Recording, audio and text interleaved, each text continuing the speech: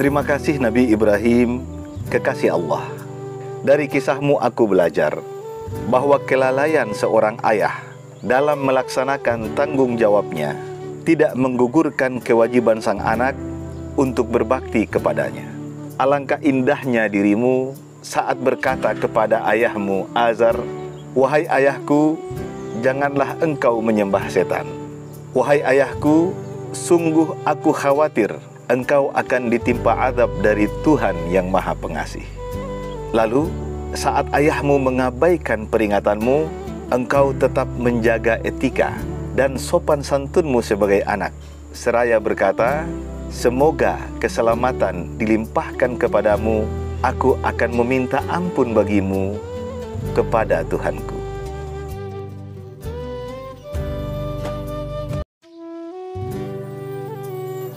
Terima kasih Nabi Ibrahim. Dari kisahmu aku belajar bahwa kebatilan itu harus diungkap dengan cara yang cerdik. Betapa cerdasnya dirimu saat menghancurkan patung-patung mereka, kemudian berkata, sebenarnya patung yang besar itu yang melakukannya. Engkau sama sekali tidak berdusta, tapi engkau hanya ingin membuktikan kepada mereka ketidakmampuan Tuhan-Tuhan yang mereka sembah.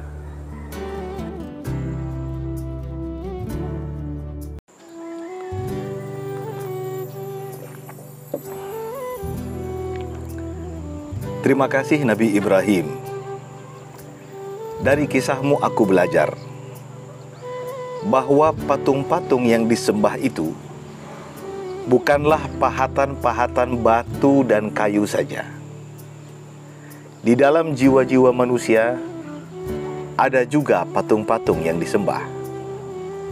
Dan patung terburuk yang pernah disembah manusia adalah keinginan yang menyimpang, kesesatan yang diikuti, dan kebiasaan yang buruk.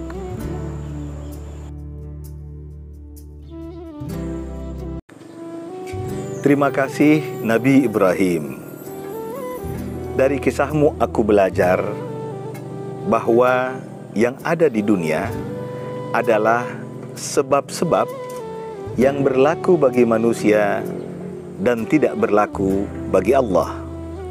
Api yang panas dan membakar di bumi berubah menjadi dingin dan aman bagimu atas perintah dari langit. Maka aku belajar untuk tidak bergantung pada sebab, tapi pada pencipta sebab.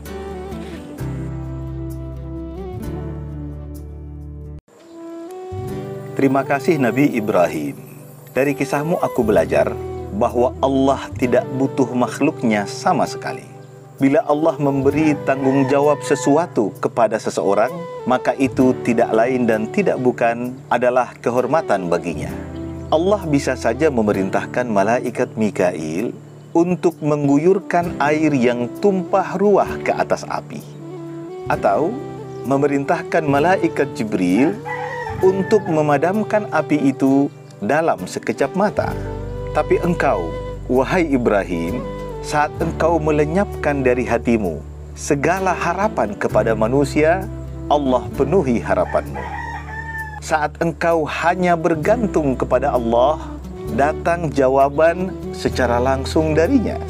Betapa mulianya dirimu di hadapan Tuhanmu, wahai Khalilullah Ibrahim.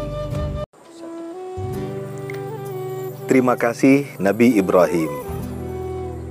Dari kisahmu aku belajar bahwa bersikap netral pada masalah-masalah besar tentang moral dan etika adalah sikap tercela. Bahkan hewan pun enggan melakukannya. Di saat orang-orang melihatmu dilemparkan ke dalam api, hewan-hewan bergegas menolongmu. Sedangkan tokek yang turut meniupkan nyala api menjelaskan kepada kita bahwa bukan saja kebenaran yang memiliki pendukung dan pejuangnya, tapi kebatilan juga memiliki pendukung dan pejuang yang kadang tak terlintas di pikiran kita.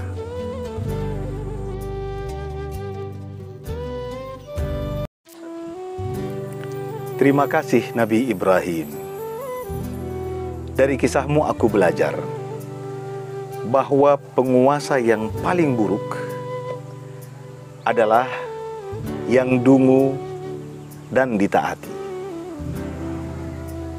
Raja Namrud yang engkau katakan kepadanya, Tuhanku ialah yang menghidupkan dan mematikan, berkata kepadamu, aku pun dapat menghidupkan dan mematikan.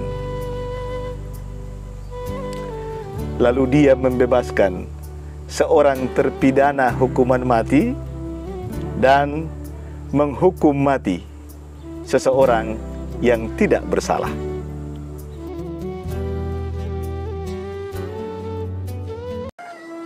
Terima kasih Nabi Ibrahim. Dari kisahmu aku belajar bahwa besarnya kasih sayang Allah membuatnya tidak mungkin memerintahkan manusia untuk melakukan sesuatu yang menghancurkan hati mereka. Saat Allah memerintahkanmu untuk menyembelih putramu setelah hatimu terpaut padanya, hakikatnya Dia hanya ingin agar engkau menyembelih nafsumu, bukan putramu. Dia ingin engkau padanya semata. Alangkah beruntungnya dirimu, begitu Allah menjadikanmu sang kekasih.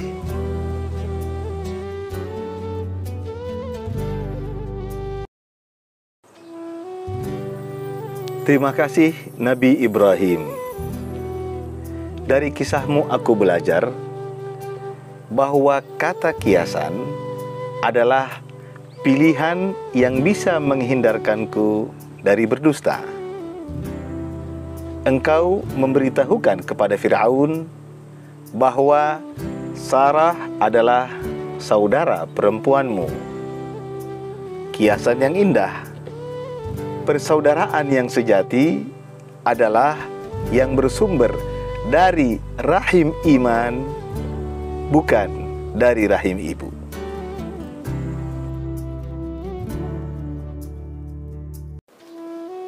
Terima kasih Nabi Ibrahim. Dari kisahmu aku belajar bahwa Allah selalu melindungi hamba-hamba yang dicintainya.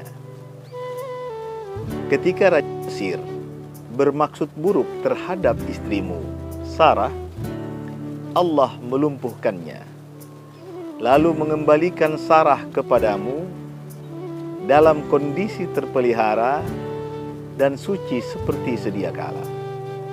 Allah juga memberimu Hajar sebagai hadiah raja kepada Sarah.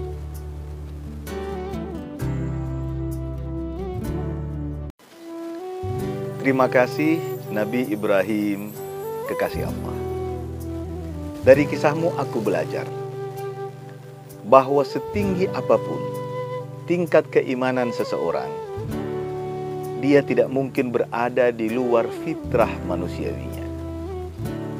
Sarah yang mendukungmu untuk menikahi Hajar demi memiliki keturunan, akhirnya cemburu juga. Dan karena balasan dari Allah sesuai dengan amal yang dilakukan manusia, maka di usia tuanya Sarah pun hamil dan melahirkan untukmu Ishak.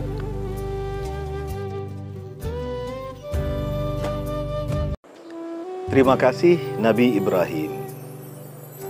Dari kisahmu aku belajar bahwa dalam situasi-situasi krisis, seorang wanita bisa bernilai setara dengan satu pasukan pria. Betapa indahnya Ibunda Hajar saat ditinggalkan olehmu bersama putranya Ismail di lembah gurun yang tandus, lalu berkata kepadamu, apakah ini adalah perintah Allah? Engkau menjawab, benar. Kemudian dia berkata, pergilah wahai suamiku, Allah tidak mungkin mengabaikan kami.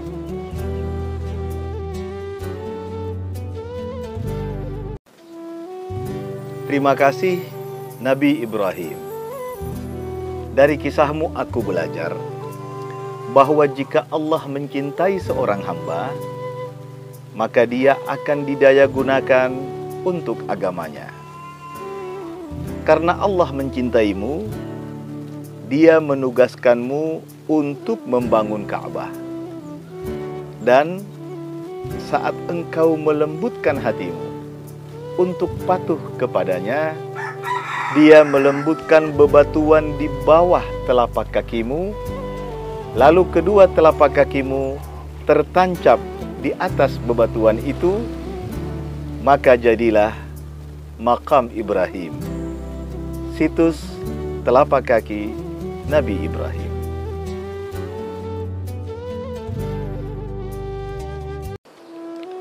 Terima kasih Nabi Ibrahim.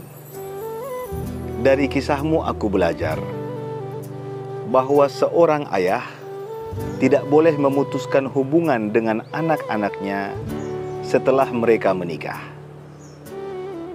Dia harus mengunjungi mereka secara berkala, sebagaimana engkau selalu mengunjungi Ismail. Juga menasihati mereka, seperti pernah sekali engkau menasihati Ismail untuk mengganti kayu pintunya, dan di kali yang lain engkau memintanya untuk mempertahankan kayu pintunya.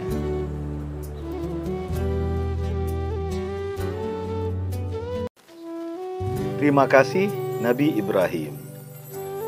Dari kisahmu aku belajar bahwa doa itu adalah senjata orang beriman. Saat berdoa, dia tidak lagi mempertimbangkan sebab apapun, karena dia meyakini bahwa sebab-sebab itu tunduk pada kuasa Allah.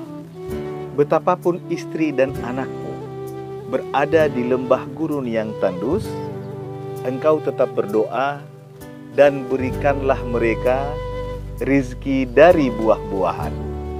Seperti itulah Mekah hari ini. Tiada pohon, tiada tanaman, tapi berkat doamu, aneka ragam buah-buahan dari berbagai pelosok bumi ada di sana.